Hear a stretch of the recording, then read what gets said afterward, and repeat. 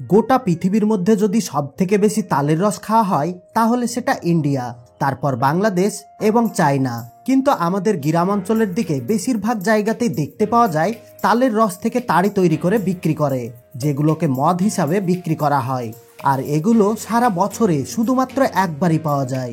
কিন্তু এগুলো মার্কেটে প্রচুর পরিমাণে বিক্রি হতে দেখা যায়, কারণ যারা মদের নেশা করে তারা কেউ এই তালের তাড়ি মিস করতে চায় না।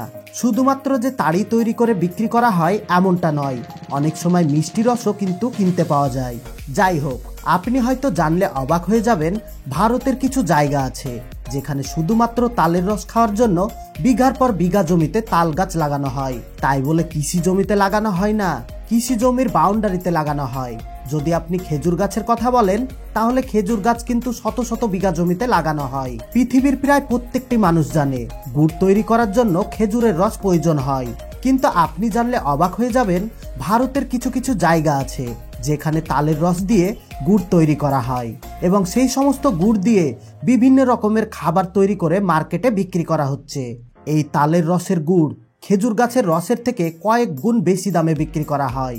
কিন্তু আপনি মার্কেটে অ্যাভেলেবল পরিমাণে তালের রসের গুড় কিনতে পাবেন না, কারণ খেজুর গাছের রস দিয়ে যতটা পরিমাণে গুড় তৈরি করা হয় ততটা তালের রস দিয়ে তৈরি করা যায় না। কিন্তু আপনারা কখনো কি দেখেছেন নারিকেলের গাছ থেকে রস পাওয়া যায়? যদি না দেখে থাকেন তাহলে আজ দেখবেন এবং ভাববেন এটা কিভাবে সম্ভব হতে পারে। যাই হোক, আজকের ভিডিওতে আমরা জানবো কিভাবে নারকেল গাছ থেকে রস তৈরি করা হচ্ছে এবং তার সাথে সাথে এটাও জানবো তাল গাছের রস দিয়ে কিভাবে গুড় তৈরি করে মার্কেটে বিক্রি করা হচ্ছে। তালের রস থেকে কিভাবে গুড় তৈরি করা হয় সেই সমস্ত প্রসেস আজকের ভিডিওতে সম্পূর্ণভাবে দেখানো হবে এবং নারকেল গাছের রস কিভাবে ব্যবহার করা হয় সেই বিষয়ে A to Z ইনফরমেশন দেওয়া হবে। আর এই সমস্ত ইম্পর্টেন্ট ইনফরমেশন জানার জন্য ভিডিওটি একদম শেষ পর্যন্ত দেখবেন, কারণ আজকের ভিডিও অনেক ইন্টারেস্টিং হতে চলেছে। তো বেশি দেরি না করে চলুন মেন টপিক শুরু করা যাক। ভারতের কিছু কিছু জায়গা আছে যে সমস্ত জায়গাগুলোতে প্রচুর পরিমাণে তালের গাছ দেখতে পাওয়া যায়, কারণ সেই সমস্ত এলাকায় কৃষকরা তাদের জমির বাউন্ডারিতে প্রচুর পরিমাণে তাল গাছ লাগিয়ে রাখে। পার্টিকুলারলি সেই সমস্ত জায়গাতেই নয়, ভারতের প্রায় জায়গাতেই প্রচুর পরিমাণে তালের গাছ দেখতে পাওয়া যায় এবং এই সমস্ত গাছ থেকে প্রচুর পরিমাণে তালের রস সংগ্রহ করা হয়। বেশিরভাগ জায়গাতে তালের রস খাওয়ার জন্য লাগানো হয়, আর কিছু কিছু জায়গা আছে যেখানে তালের রস দিয়ে গুড় তৈরি করা হয়। এই যে বিশাল বিশাল জমিগুলো দেখছেন যেখানে প্রচুর পরিমাণে তাল গাছ লাগানো হয়েছে, আর এইভাবে এক একটি জায়গায় অসংখ্য পরিমাণে তাল গাছ দেখতে পাওয়া যায়। কোনো কোনো সময় দেখা যায় একটি তাল গাছ থেকে আরেকটি তাল গাছে যাওয়ার জন্য এইভাবে বাঁশ দিয়ে রাস্তা তৈরি করা হয়েছে, কারণ এই সমস্ত তাল গাছগুলো একেবারে সোজাসুজি লাইন করে লাগানো হয়েছে। আর সেই কারণে এই পদ্ধতি অবলম্বন করা হয় যেন প্রত্যেকটি গাছে আলাদা আলাদাভাবে উঠতে না হয়। এই সমস্ত লেবারগুলো শুধুমাত্র একটি গাছে উঠে কয়েকটি গাছের রস সংগ্রহ করতে পারে। এই একটি গাছ থেকে মোটামুটি প্রত্যেক দিন 15 থেকে 20 লিটার পর্যন্ত রস পাওয়া যায় এবং এইভাবে প্রচুর পরিমাণে প্রত্যেক দিন রস কালেক্ট করা হয়। রস কালেক্ট করার জন্য এইভাবে উঁচু তাল গাছগুলোতে অনেক কষ্ট করে উপরে উঠতে হয়। এইভাবে গাছে উঠতে গিয়ে অনেকজনের মৃত্যু পর্যন্ত হয়ে যায়, কিন্তু যারা এগুলো ছোট থেকে করে আসছে তাদের কাছে এগুলো কোনো ব্যাপারই নয়। যদিও বর্তমানে এইভাবে গাছে ওঠার জন্য বিভিন্ন রকম প্রসেস দেখতে পাওয়া যায়। তারপর যে সমস্ত গাছগুলোতে তাল তৈরি হওয়ার জন্য মোটা মোটা মুকুল বের হয় সেই সমস্ত মুকুলগুলোকে এইভাবে কেটে ফেলা হয়, কারণ সেই কাটা অংশটুকুতেও রস বের হবে। তারপর প্রত্যেকটি ডালে একটি করে জার লাগিয়ে দেওয়া হয় এবং এইভাবে মোটামুটি 10 থেকে 15 ঘন্টা পর্যন্ত রেখে দেওয়া হয়। তাছাড়া কোনো কোনো গাছে যদি বড় সাইজের তাল তৈরি হয়ে যায় তাহলে সেই সমস্ত মোটা তালগুলো থেকেও রস কালেক্ট করা যায়। এখানেও ঠিক একই প্রসেস অবলম্বন করা হয়। যাই হোক, এইভাবে প্রায় প্রত্যেক দিন কয়েকটি গাছ থেকে প্রচুর পরিমাণে রস সংগ্রহ করে নিয়ে আসা হয়। তারপর সমস্ত রস ফিল্টার করে নেয়, কারণ এতে প্রচুর পরিমাণে নোংরা আবর্জনা পড়ে থাকে এবং ছোট ছোট পোকামাকড় থেকে যায়। ফের কমপ্লিট হয়ে গেলে সেই সমস্ত রসগুলো বড় মেটালের প্লেটে রেখে কয়েক ঘন্টা পর্যন্ত বয়েল করা হয়।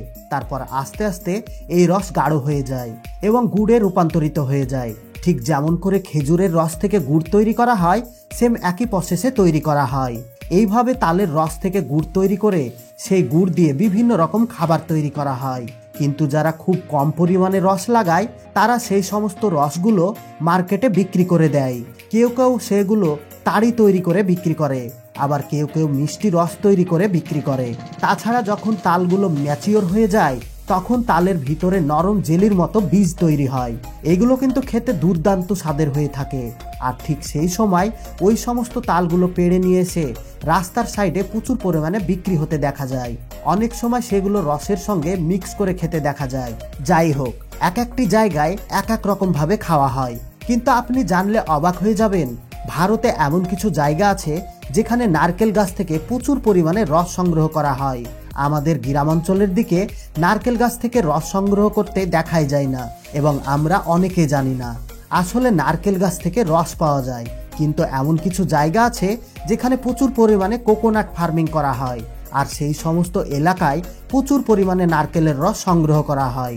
বড় বড় কোকোনাট ফার্মগুলোতে যখন সর্বপ্রথম গাছে ফল ধরে তখন সেই সমস্ত ফলগুলোতে তারা নারকেল তৈরি করে না, মোটামুটি কয়েক বছর পর্যন্ত সেই সমস্ত গাছ থেকে রস কালেক্ট করতে থাকে। তারা বলে থাকে এইভাবে কয়েক বছর পর্যন্ত যদি নারকেল না ধরতে দেওয়া হয় তাহলে পরবর্তীতে সেই সমস্ত গাছ থেকে প্রচুর পরিমাণে নারকেল পাওয়া যায়, আর সেই কারণে তারা এই পদ্ধতি অবলম্বন করে থাকে। যাই হোক, নারকেলের গাছ থেকে রস সংগ্রহ করার জন্য এইভাবে মুকুল থেকে যে ফুলগুলো বাইরে বেরিয়ে আসে সেগুলো ফোটার আগেই দড়ি দিয়ে টাইট করে বেঁধে দেওয়া হয়। তারপর এইভাবে শেষ অংশটুকু কেটে ফেলা হয় যেন সেই জায়গা থেকে রস বের হতে আরম্ভ করে, এবং ঠিক একই রকমভাবে প্রত্যেকটি গাছে কয়েকটি পাত্র লাগিয়ে দেওয়া হয় এবং মোটামুটি 10 থেকে 15 ঘন্টা পর্যন্ত সমস্ত রস কালেক্ট করে নেওয়া হয়। এইভাবে নারকেলের এক একটি ফুলের ডাল থেকে মোটামুটি 15 থেকে 20 দিন পর্যন্ত রস সংগ্রহ করা যায়, এবং এই নারকেলের রস একবারে খেজুরের রস এবং তালের রসের মতো মিষ্টি হয়। বাইরের দেশে প্রায় বেশিরভাগ কোকোনাট ফার্মগুলোতে এইভাবে কয়েক বছর পর্যন্ত রস সংগ্রহ করে নেওয়া হয় এবং তারপর থেকে কোকোনাট ফার্মিং করতে শুরু করে দেয়। এইভাবে নারকেলের রস সংগ্রহ করে মার্কেটে বিক্রি করা হয়। কিন্তু আমাদের এদিকে অ্যাভেলেবল পরিমাণে নারকেলের রস পাওয়া যায় না, এবং আমাদের আশেপাশের কোথাও এইভাবে নারকেল গাছ থেকে রস সংগ্রহ করতে দেখতে পাওয়া যায় না।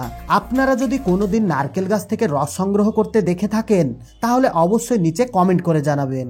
তার সাথে সাথে কোথায় দেখেছেন সেটাও কিন্তু জানাতে ভুলবেন না, এবং যদি আপনাদের মধ্যে কেউ নারকেলের রস খেয়ে থাকেন তাহলে এর টেস্ট কেমন এবং কোথায় খেয়েছেন সেটা অবশ্যই কমেন্ট করে জানাবেন। অবশেষে একটি গুরুত্বপূর্ণ কথা, যে সমস্ত ভাইয়েরা তাল গাছ থেকে রস সংগ্রহ করেন তারা কিন্তু বেশিরভাগই সেফটি অবলম্বন করেন না, আর সেই কারণে প্রচুর পরিমাণে দুর্ঘটনার শিকার হতে হয়। তাল গাছ থেকে রস সংগ্রহ করার জন্য যেহেতু অনেকটা উঁচুতে উঠতে হয়, সেই কারণে সব সময় সেফটি অবলম্বন করার চেষ্টা করবেন।